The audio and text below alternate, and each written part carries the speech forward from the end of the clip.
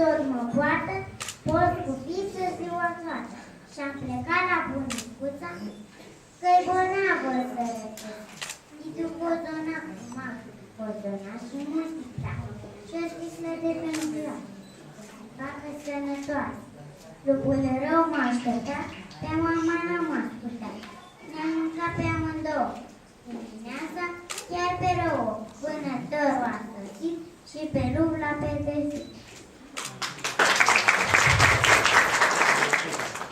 Hai, lasă, totul a trecut.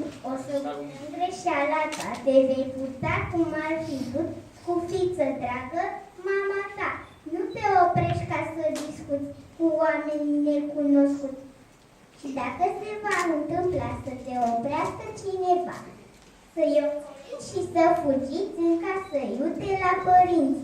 Am aflat acum pe dată o poveste minunată, cu o fată cu scufiță, cum avem la grădiniță.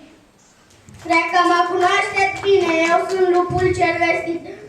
Și pe el și pe scufiță uneori i-am pedepsit.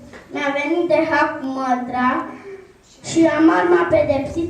Pedepsit am fost acum de vânătorul discuțit. Nu mai mă iubește nimeni că sunt lacom și haină.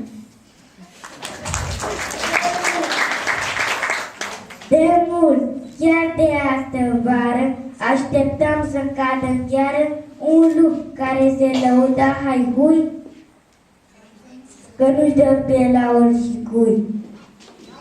Îmi iau pușca de ceamice și mă întreb spre pădurice, în căutarea lupului. Vânătorul vestit eu sunt, cum nu iar tot pe pământ. Toată ziua am umblat, dar nimic n-am aflat. Zău, mi-a mers grozav de prost. Niciun lup n-am împușcat, că ca să nu împușc, n-a stat.